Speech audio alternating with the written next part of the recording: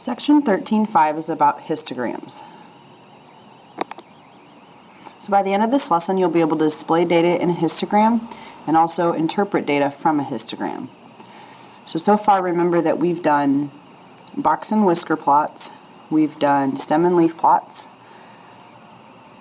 and now we're going to talk about histograms. So a histogram uses bars to display the numerical data that have been organized into equal parts. Please make sure you write this definition down, and then we'll look at an example where we draw a histogram and another example where we're interpreting the histogram. So the following table shows the ages of people who entered a store, and we're going to display the data in a histogram. So what I'd first like you to do is actually copy down the table and put that table into your notes so that you have it to refer to as we go over to the next slide and draw the histogram. So the first thing we want to do is draw and label a horizontal and a vertical axis. Then we're going to show the intervals from the frequency table on the horizontal axis and an interval of 2 on the vertical axis. And I'll tell you why we have to have that interval of 2 like that. And then for each interval you draw a bar whose height is given by that frequency. So I'm actually going to go to the next slide. So hopefully you have this table written down so you have it to refer to because we won't be able to look at it anymore. So the first thing we want to do is draw a vertical and a horizontal axis. So you're going to make like an L shape. This will look basically like a bar graph. And the intervals from the frequency table on the horizontal axis. So those are going to be the age ranges that you copy down into the table on the far left column. So if we draw, let's see, we go from 1 to 10. So there's 10, 20, 30, let's see, 40, 50, 60, and 70. So 40, and you also should be drawing this in your notes as well, 50. Didn't quite go far enough. And then we have 60 and 70. So that's how high the ages go. And then the frequency is going to go on the vertical axis in intervals of 2. And you notice the frequency, it goes from 5 to 20. So we want to make sure we hit 20 all the way up here. So halfway would be 10. So 2, 4, 6, 8, 12, 14, 16, 18. And now what you're going to do is you're going to draw a bar graph that represents the height or the number of times someone of that age range entered the store. And actually I'm going to change the way that I've kind of labeled this at the bottom a little bit differently. We want to actually have those age ranges across the bottom. Let's see if I can get those dashes off of there.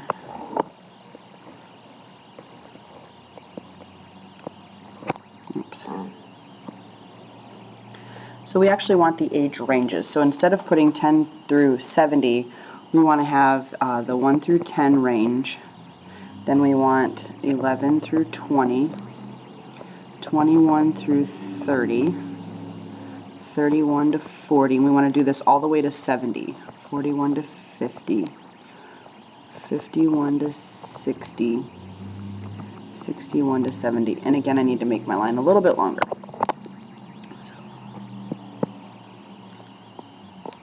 So then what we're looking at is in the frequency column of that table, there were 5 children basically from ages 1 to 10 that entered the store. So in that 1 to 10 column, you're going to draw a bar that goes up to 5. Remember, our table goes by 2s. So if you want to label the rest of these markings. So from 1 to 10, we had 5, basically 5 children entering the store. From 11 to 20, there were 8. And these bars are going to connect to one another, like so. Then from 21 to 30, there were 14. So we want to go up to 14. 31 to 40, there were 18.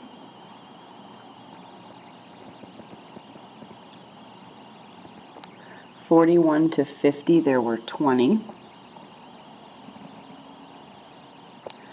51 to 60, there were 13. And then from 61 to 70, there were 6. And this is a histogram. So again, you're taking the numerical data and we're organizing it into equal parts. And the equal parts here are the ages. So every 10 years is represented by one of the bars. And so then you can make a lot of inferences here. Obviously, children don't go to the store on their own. They're going with a parent. So you can see that 5 children entered that store with a parent. You can see where the largest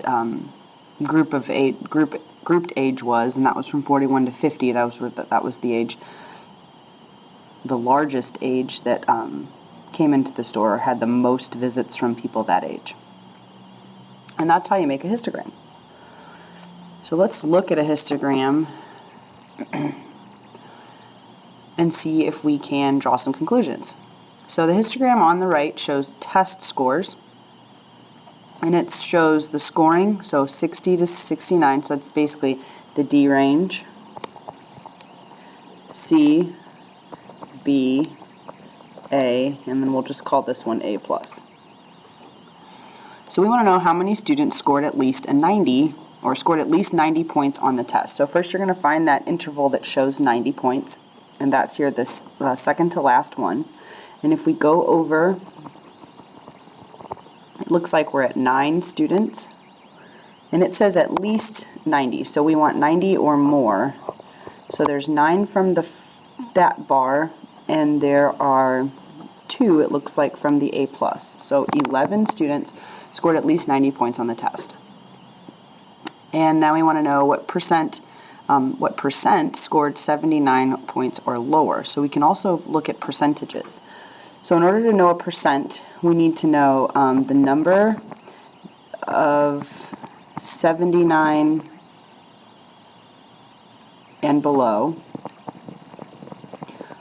over the total to get a percent. So if we go ahead and look at, let's just count them all up. So we have 4 that scored in the D range, 7 in the C range, 14 in the B range, and then 9 and then 2. So if we add all of those up, we have 11 plus 11, that's 22. 22 plus 14 is 36. We have 36 students altogether, and of those that scored 79 or less, that's the C and the D range, and that's 11. So 11 out of 36. So you're going to want a calculator. Remember, to find a percentage, we just divide the top by the bottom, and then multiply it by 100 or move the decimal 2 places. And if we round to the nearest tenth, we get 30.6% of the students in the class scored a 79 or lower.